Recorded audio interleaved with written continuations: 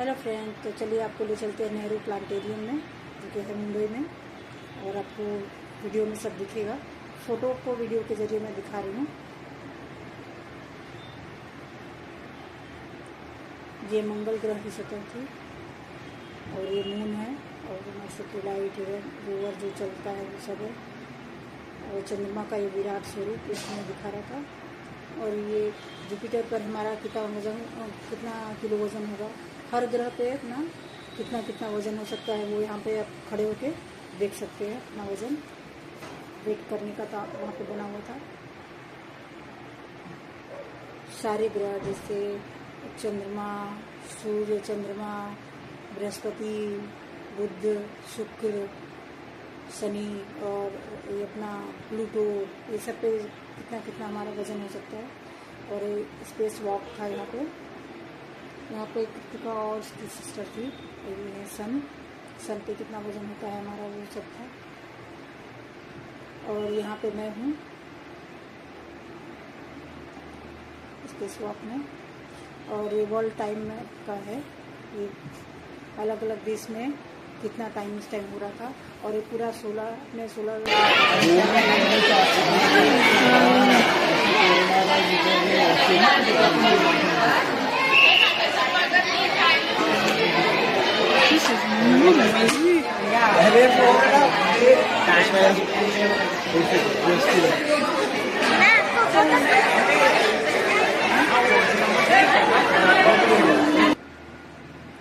यहाँ पे है कृतिका का कजिन ब्रदर। और यहाँ पे मैप था, मैप के जरिए जीपीएस के जरिए हम देख सकते थे हमारा घर कहाँ है, देख सकते हैं।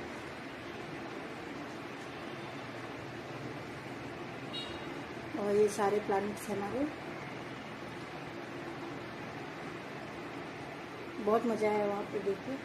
और वहाँ पे ये ऐसा बना हुआ था, तो उसमें आप पिक्चर भी क्लिक कर सकते थे। और वहाँ पे कॉस्ट्यूम भी बना हुआ था, तो उसको पहन सकते थे। ये डायनासोर कैसे ख़त्म हुई, उसकी प्रजाति कैसे ख़त्म हुई, उसके बारे में यहाँ पे मेंशन किया था। ये जो कॉस्ट्यूम बताया था मैंने, ये पहन का पिक्चर क्लिक करवा सकते हैं, बच्चे क्लिक करवा सकते थे, बड़ों का भी था। और ये आप देख सकते हैं। और ये ग्रहण के बारे में है।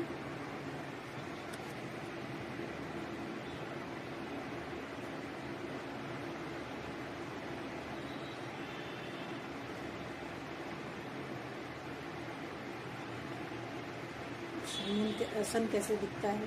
तो थैंक्स फॉर वॉचिंग, मिलते हैं नेक्स्ट वीडियो में। अभी के लिए बाय बाय। उसमें जो मेन वो है that is our sun. My question is, आपके हिसाब से सन क्या है? Yes, sun is a star. Okay, इसका मतलब ये है कि सन के पास एबिलिटी है खुद का एनर्जी क्रिएट करने की, खुद का प्रकाश उत्पन्न करने की। ओके, सो सन के पास खुद की एनर्जी है, खुद की लाइट है। ओके, बात करें उसके सेंटर की, तो उसके सेंटर में टेम्परेचर एंड प्रेशर बहुत ज्यादा है।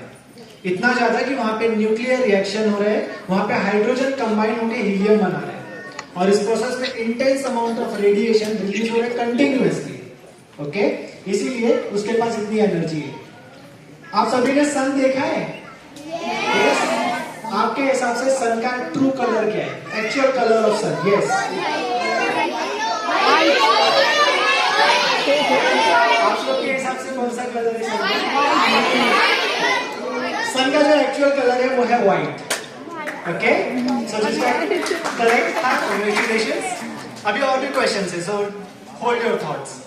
अब बात करते हैं टेम्परेचर की। इसका जो सरफेस है ना, यहाँ पे आपको जो दिख रहा है सरफेस, उसका टेम्परेचर होता है लगभग अप्रोक्सीमेटली 5000 से 6000 डिग्री सेल्सियस।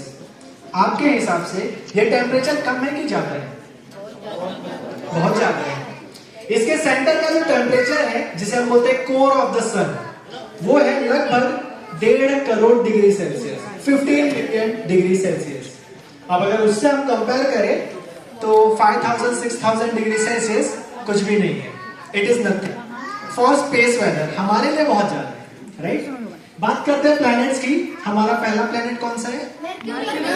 मर्क्यूरी या फिर बुध ग्रह। अब पहला है तो हमारे हिसाब से वो सबसे नजदीक है, राइट? इसका मतलब है सबसे ज्यादा टेम्परेचर उसके पास है। यस और no? So my question is, बच्चे कितने इंटेलिजेंट हैं? वो पहला ग्रह हो के भी हॉटेस्ट प्लेनेट क्यों नहीं है?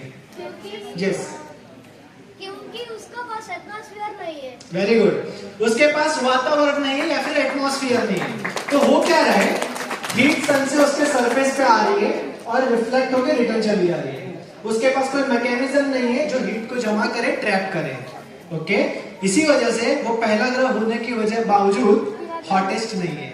उसके पास एक भी मून या फिर चंद्र भी नहीं है। बात करें हमारे अगले ग्रह की, तो वो है वीनस या फिर शुक्र ग्रह। उसके पास एक मोटा वातावरण है, carbon dioxide and green house गैसों का। नाम सुना है ग्रीन हाउस गैसों का? क्या होती है वो?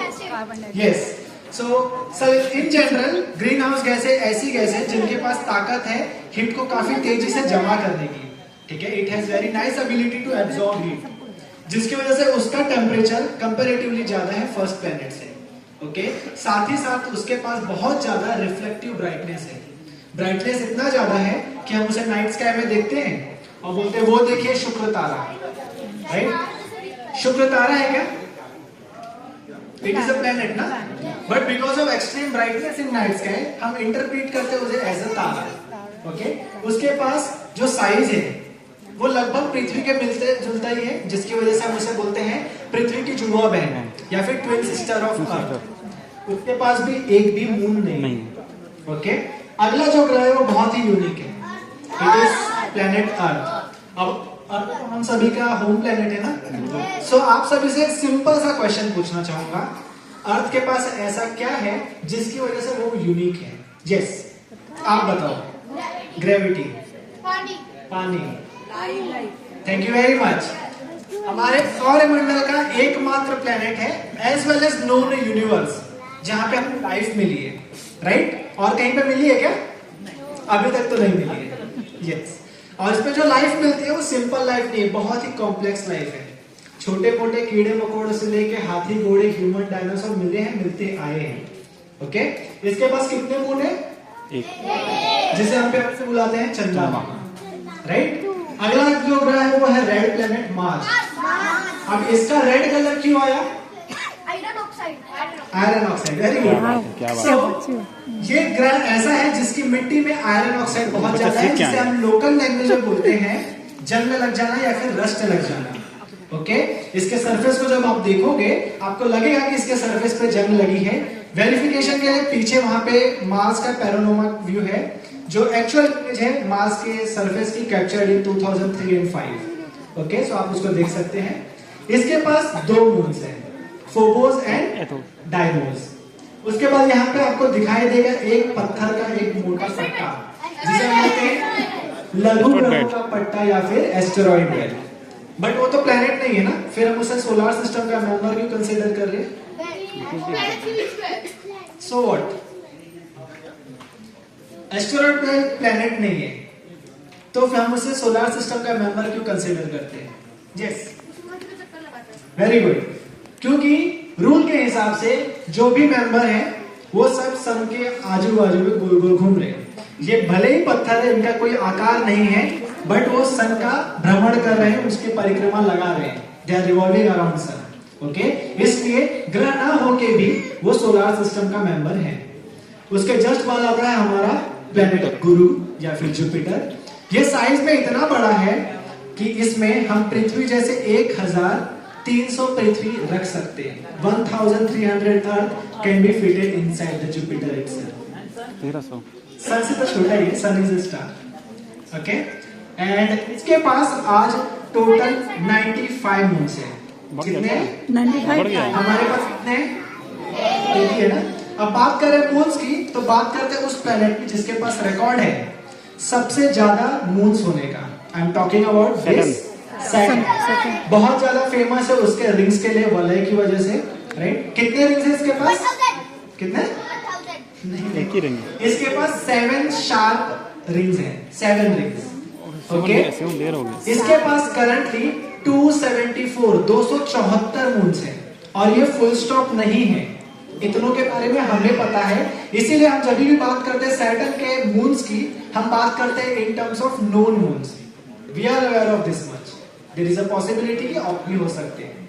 ओके, यहां तक आपने जितने भी मून प्लैनेट्स देखे, सन से लेके सैटर्न है, ये सब हम कहीं ना कहीं साल भर में नेकेड आई से आसमान में देख सकते हैं। ओके, और लास्ट के जो 2 प्लैनेट है यूरेनस एंड नेपच्यून, इसे देखने के लिए हमें लगेगा टेलीस्कोप या फिर दूरबीन। यही रीजन है कि अगर आप सेंटर में ये जो मॉडल बनाया गया सोलर सिस्टम का, उसको ध्यान से देखेंगे तो आपको सैटर्न तक के ही प्लैनेट्स दिखेंगे, क्योंकि हम उतना ही देख सकते हैं। ओके, यूरेनस एंड नेपच्यून के लिए आपको आना पड़ेगा यहाँ और टेलीस्कोप लेके आना पड़ेगा। ठीक है, यूरेनस के पास आज 28 और नेपच्यून के पास आज 16 मून्स हैं। एक प्लूटो भी है, बट वो प्लेनेट नहीं है, वो ड्वार्फ प्लेनेट है, एंड उसके पास खुद के 5 मून्स हैं। ओके, यूरेनस एंड नेपच्यून पे कंडीशन इतनी ज्यादा एक्सट्रीम है कि वहां पे जो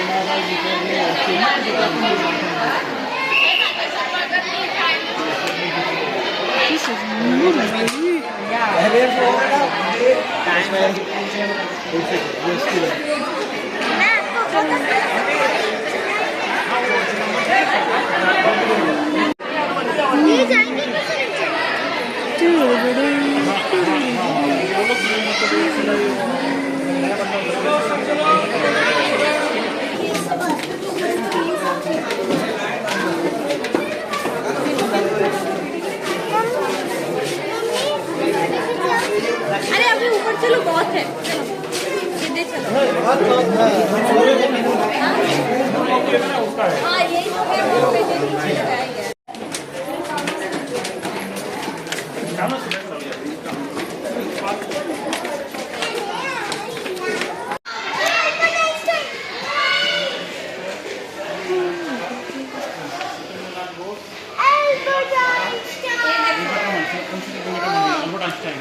हाँ यही तो है, वो ये कौन है? ये कौन है? ये दुनिया का सबसे genius.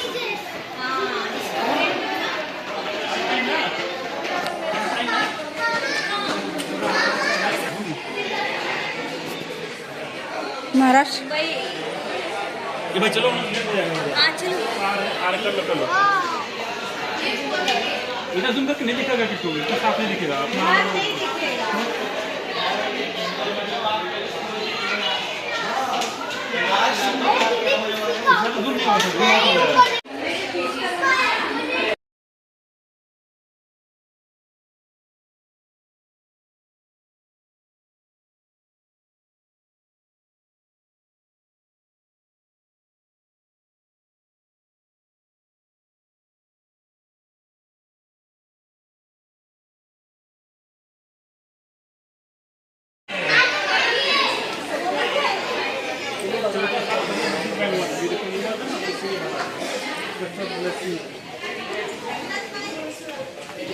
Our planet in the Milky Way.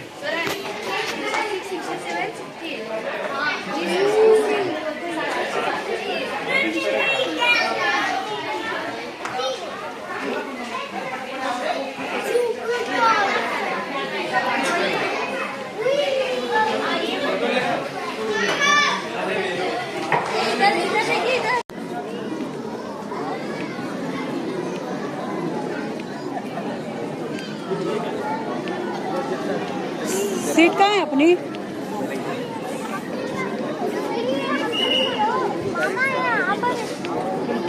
हाँ 397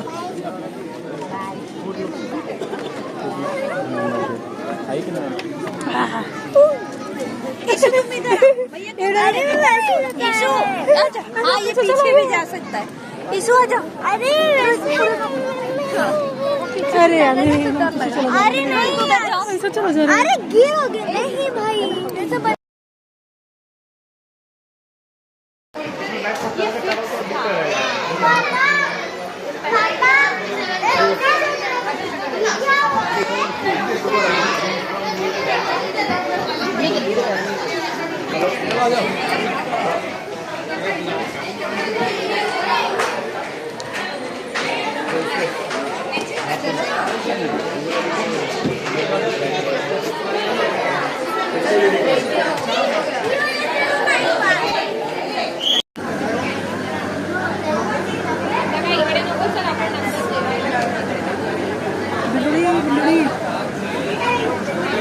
चलो